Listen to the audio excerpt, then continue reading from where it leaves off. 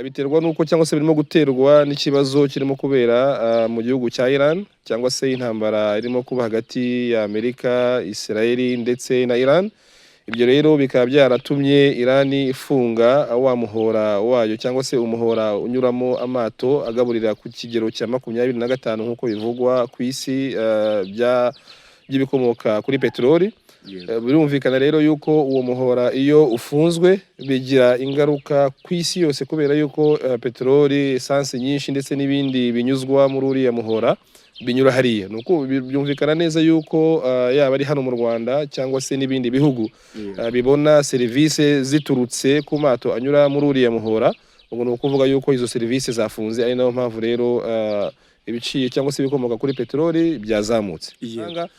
Tugifatiye nk'urugero wenda ku muceri, hari umuceri dukenera uva Tanzania urazwi, hari umuceri dukenera uva Pakistan, hari umuceri dukenera uva mu Bugarama, Rusizi. Urumva ko aho hose kugira ngo uzabashe kuva iyo ngiyo yose utugereho nuko uzanwa either n'amato mu gihe wavuye mu bihugu bya kure, cyangwa se mu gihe wavuye mu Rwanda ukazanwa n'iki, ukazanwa n'imodoka. Byumvikane yuko niba imodoka mu gihe cyashize yakoreshaga wenda kiguzi cy'ibihumbi 5 by'itike wenda kuva wenda nk'irusizi tuvuga urugero kugera i Kigali, ubu ngubu igiciro kikaba cyazamutse. No kuvuga yuko igiciro ntabwo kizazamuka kuri ya peteroli gusa, na cya gicuruzwa cyazanywe nacyo ubwacyo kizazamuka. Ubu twitege yuko ibiciro by'ibindi biribwa, harimo imiceri, harimo amavuta, harimo biri buze kuzamuka ku kigero nanone turi buze gutangarizwa nanone n'ikigo cyacu cyarura, kubera yuko kireberera abaturage kandi kikagerageza nanone gutunganya ibijyanye n'ibiciro kugira ngo hatabaho izamuka ry'indengakamere. Ariko icyo twakwitega nuko ibiciro biri buze kuzamuka. Ibi rero ntibize gutungura abanyarwanda kubera yuko ni ibibazo biri ku isi kandi twese tubona tunumva.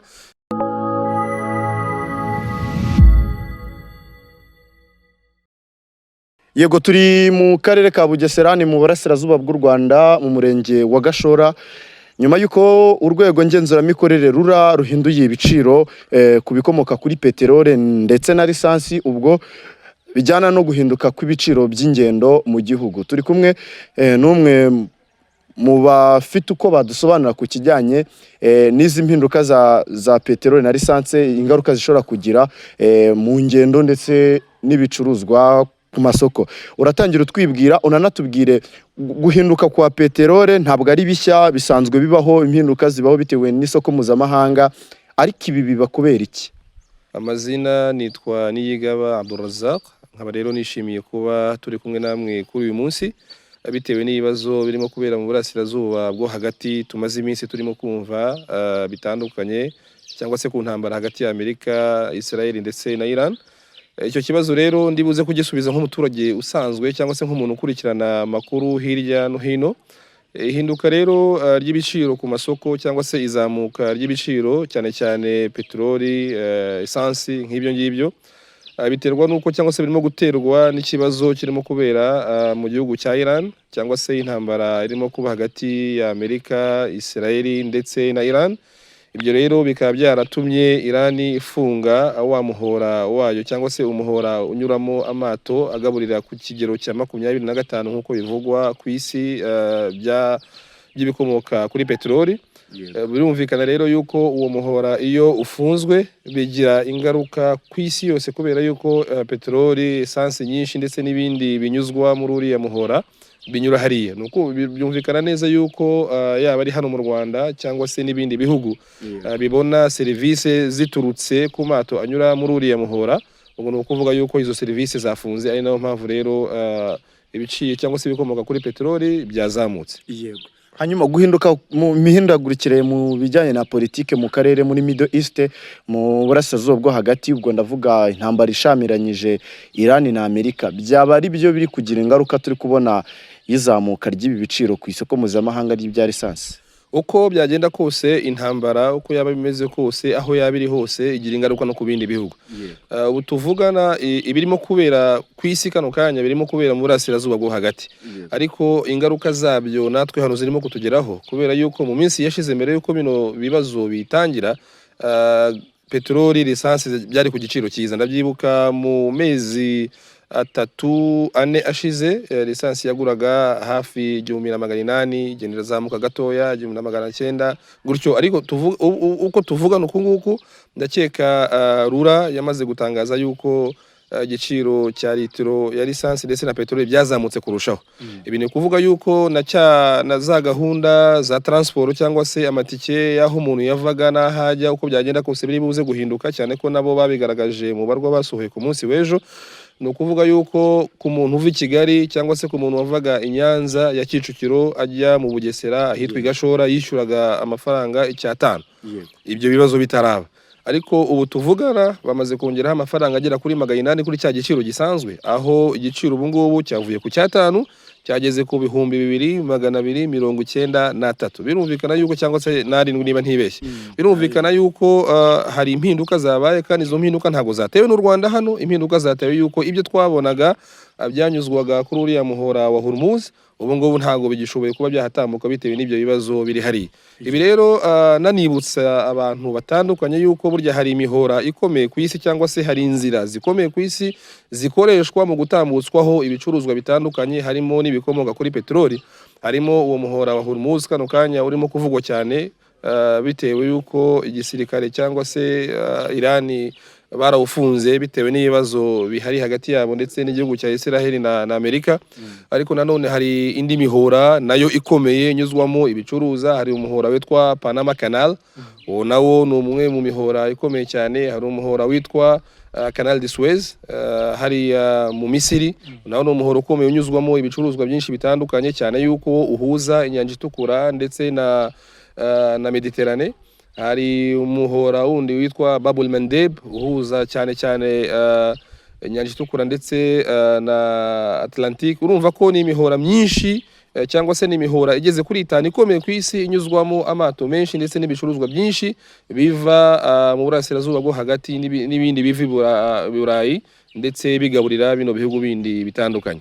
Ugenekereje rumwe mu babaye muri Misiri, ni ibicuruzwa ubona bingana gute nkuko wabiteye ijisho imboni yawe tugendeye kuri uwo muhora wa Canal de Suez? Ubona ari ibicuruzwa bijya kungana gute biza muri Afurika bishobora no kuba byagerageje ingaruka ku mihindagurikire y'ibicuruzwa ku masoko? Ntabwo naba mfite umubare fatizo kano kanya, kubera yuko nk'urugero ibintu byinshi tubona hano mu bihugu byacu by'Uburasirazuba cyangwa se Afurika y'Uburasirazuba, harimo n'u Rwanda na bino bihugu byacu bitandukanye, ibyinshi binyura mu nyanja y'Ubuhinde ndetse bikananyura hariya mu Misiri mu nyanja itukura Canal de Suez.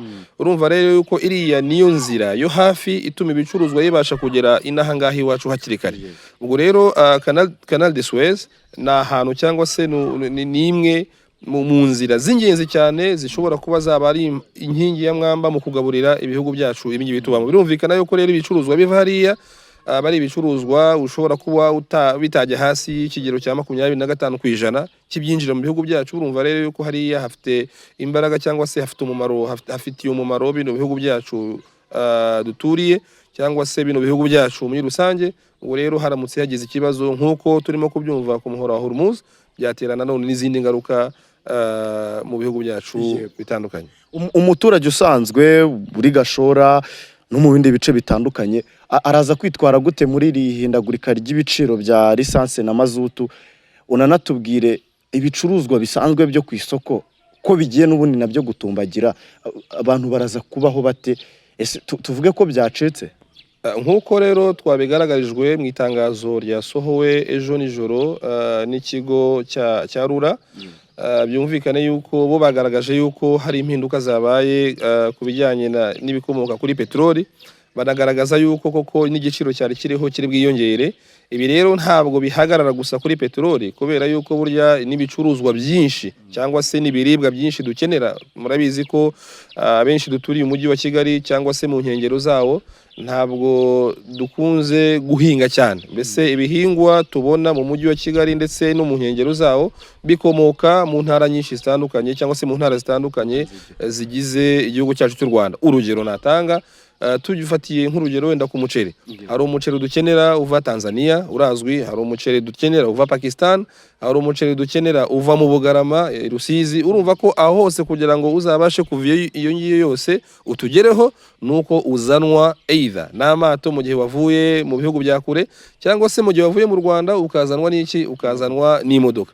Byumvikane yuko niba imodoka mu gihe cyashize yakoreshaga wenda kiguzi cy'ibihumbi 5 by'itike wenda kuva wenda nk'irusizi tuvuga urugero kugera i Kigali, ubu ngubu igiciro kikaba cyazamutse, no kuvuga yuko igiciro ntabwo kizazamuka kuri ya petroli gusa, na cya gicuruzwa cyazanywe nacyo ubwacyo kizazamuka. Ubu twitege yuko ibiciro by'ibindi biribwa, harimo imiceri, harimo amavuta, harimo biri buze kuzamuka ku kigero nanone turi buze gutangarizwa nanone n'ikigo cyacu cyarura, kubera yuko kireberera abaturage kandi kikagerageza nanone gutunganya ibijyanye n'ibiciro kugira ngo hatabaho izamuka ry'indengakamere. Ariko icyo twakwitega nuko ibiciro biri buze kuzamuka. Ibi rero ntibize gutungura abanyarwanda, kubera yuko ni ibibazo biri ku isi kandi twese tubona tunumva. Bityo rero nanasaba abanyarwanda yuko twabyitwaramo neza nk'uko igihugu cyacu cyakomeje kubitubwira, kubyitwaramo neza, kudakora ingendo zimwe na zimwe zitari za ngombwa, ariko nanone habamo gukoresha cyane cyane zino modoka za rusange mu buryo bwo kugira ngo tubungabunge imikoreshereze myiza y'ibikomoka kuri peteroli. Iri jambo basorejeho muri ubu butumwa bwa rura rivuga ngo abaturage bakoreshe ingendo za ngombwa, birinde kujya mu ngendo zitari za ngombwa. Iri jambo risobanuye iki? Murabizi neza yuko igihugu cyacu ni igihugu kireberera abaturage kandi kikagerageza gukora ibishoboka byose kugira ngo abaturage babeho neza. Murabyibuka mu gihe cya Covid batubwiraga yuko iri jambo nano ryakomeza kugaruka, abantu tugire ingendo za ngombwa, kubera yuko twari tugarijwe n'icyorezo cyane cyane gishingiye ku by'ubuzima. Bakatubwira bati rero kugira ngo turinde abanyarwanda bacu be kuba bahura n'izi ndwara aho bashobora kuba bajya hose mu gihe bitari ngombwa, ni byiza yuko baguma mu rugo cyangwa se bakagira izo ngendo za ngombwa nyine babona yuko koko nta yandi mahitamo atari ukuzikora. Nanone muri kino gihe hari ingendo abantu dusanzwe dukora rimwe na rimwe ubona ko wenda zitari ngombwa cyane, kubera yuko nk'urugero sinzi ngo umuntu agiye muri birthday, sinzi ngo umuntu ngo agiye ahanaha, ufite imodoka yawe ukavuga uti reka nkati korosi njya ahanaha, ugasanga naho ugiye rimwe na rimwe nta bintu bihari bifatika bihari. Izi ngendo rero muri kino gihe bitewe n'ibibazo dufite byugarije isi muri rusange, nizo ngendo leta yatubwiye yuko tugomba kugabanya, tugafokasinga cyangwa tugashyira ubwenge n'imbaraga kuri za ngendo tubona yuko zabyarira igihugu inyungu ndetse zabyarira n'abaturage muri rusange inyungu, kugira ngo tutaza gukoresha nabi ibikomoka kuri petroli, kubera yuko hari ibindi bihugu wenda ndashimira na leta yacu y'u Rwanda yo igerageza ibiciro kugira ngo bitaza kuzamuka. Hari ibindi bihugu ubu ngubu n'akazi bamaze cyangwa se akazi amasaha y'akazi baragabanyije kugira ngo byibura bagabanye izo ngendo twavuze, ndetse bamwe na bamwe bamaze no gutangaza yuko hari ibikorwa cyangwa se hari imirimo imwe n'imwe ibigomba gukorerwa mu rugo kubera kino kibazo cy'ibikomoka kuri peteroli. Yego, reka tugushimire cyane. Murakoze cyane.